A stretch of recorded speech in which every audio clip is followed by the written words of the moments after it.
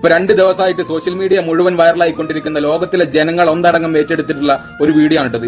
എത്ര മനോഹരമായ രംഗാലെ നോക്കിങ്ങള്.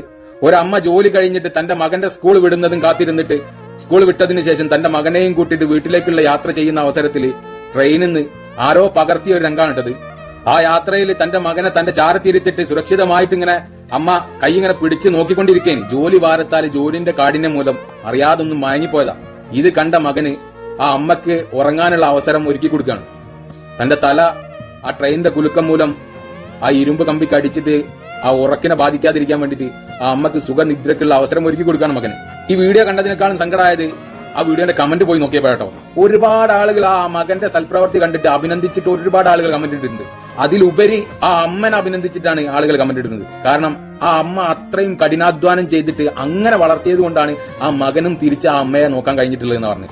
ശരിയല്ല പറഞ്ഞതല്ലേ? ചില അമ്മമാരൊക്കെ സ്വാർത്ഥ താല്പര്യത്തിന് വേണ്ടിയിട്ട് മക്കൾക്ക് മൊബൈലും കൊടുത്തിട്ട് അവരിങ്ങനെ സന്തോഷിക്കും. അങ്ങനെയുള്ള അമ്മമാരൊന്നും ഇത്തരം പ്രവർത്തികൾ മക്കളിൽ നിന്ന് ആഗ്രഹിക്കരുത് കേട്ടോ. കിട്ടിയാ കിട്ടി, അത് നമ്മളെ മക്കളെ മനസ്സ് പോലെ ഉണ്ടാവും. പക്ഷേ ആത്മാർത്ഥമായിട്ട് സത്യസന്ധതയോട് കൂടിയിട്ട് കഠിനാധ്വാനം ചെയ്തിട്ട് മക്കൾക്ക് വേണ്ടി ജീവിച്ചു കഴിഞ്ഞാൽ ഏതൊരു മക്കളും തീർച്ചയായിട്ടും ആ മാതാപിതാക്കൾക്കും തിരിച്ചു കൊടുക്കും. രസകരമായ സംഭവം എന്താ വെച്ചാല് ഇത്ര ചെറുപ്രായത്തിൽ കല്യാണാലോചന വന്ന ഒരു ആൺകുട്ടി ഉണ്ടെങ്കിൽ അത് ഇവന് മാത്രമേ ഉണ്ടാവുള്ളൂ കേട്ടോ. ഇത്രങ്ങാനും കല്യാണാലോചന ചെക്കന് വന്നത് ഒരുപാട് ആളുകൾ ഇവന്റെ അഡ്രസ്സും കാര്യങ്ങളൊക്കെ ചോദിക്കുക. ഇവരെവിടെ ഉള്ളവരാണ്, ഇവരെ കോണ്ടാക്ട് ചെയ്യാനുള്ള നമ്പർ തരി, എനിക്ക് മകളുണ്ട്, ഞാൻ ആ മകളെ ഇവനെ കല്യാണം ആലോചിക്കാം. കാരണം ഇത്ര സുരക്ഷിതമായിട്ട് അവന്റെ അമ്മയെ അവനെ നോക്കുന്നുണ്ടെങ്കിൽ തീർച്ചയായിട്ടും അവന്റെ ഭാര്യയെ അവൻ പൊന്നുപോലെ നോക്കും. എന്റെ മകളെ അവനക്ക് വിവാഹം ചെയ്തു കൊടുക്കാൻ ഞാൻ താല്പര്യപ്പെടുന്നു എന്ന് പറഞ്ഞിട്ട് ഒരുപാട് ആളുകളാണ് കമന്റ് ഇട്ട്. പക്ഷെ ഏറ്റവും കൂടുതൽ ലൈക്ക് കിട്ടിയ കമന്റ് ഏതാണെന്ന് അറിയാം? അവന്റെ ടീച്ചർ വന്നിട്ട് കമന്റ് ഇട്ടിട്ടുണ്ട്, ഇതെന്റെ വിദ്യാർത്ഥിയാണ്, ഇവൻ എന്റെ വിദ്യാർത്ഥി ആയതിൽ ഞാൻ അഭിമാനിക്കുന്നു, ഈ പ്രവൃത്തി കണ്ടിട്ട് ഞാൻ പുളകം കൊള്ളുന്നു എന്ന് പറഞ്ഞു. ശരിയല്ല പറഞ്ഞല്ലേ? നമ്മളൊരു നല്ല പ്രവൃത്തി ചെയ്തു കഴിഞ്ഞാൽ എത്ര ആളുകളല്ലേ സന്തോഷിക്കുന്നത്?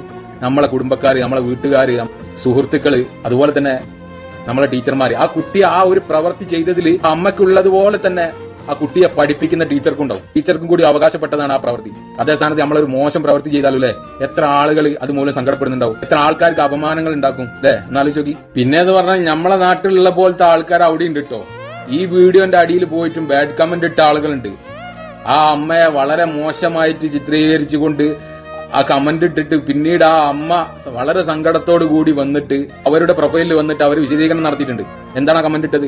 ആ സ്ത്രീ മദ്യപാനിയാണ്, മദ്യപാനം മൂലം ആ മകന് കഷ്ടപ്പെട്ടു പോയിട്ടുണ്ട് ആ അമ്മയെ കൊണ്ട് എന്നൊക്കെ പറഞ്ഞിട്ട് പിന്നീട് ആ അമ്മ സങ്കടത്തോട് വന്നിട്ട് അതിനുള്ള വിശദീകരണം നൽകി. ഞാൻ എന്റെ ജോലി ഭാരത്താൽ ജോലി കാഠിന്യത്താൽ ഉറങ്ങിപ്പോയതാണ്, ഞാൻ ഒരിക്കലും മദ്യപിക്കാറില്ല എന്നൊക്കെ പറഞ്ഞിട്ട് നോക്കണങ്ങൾ അല്ലേ?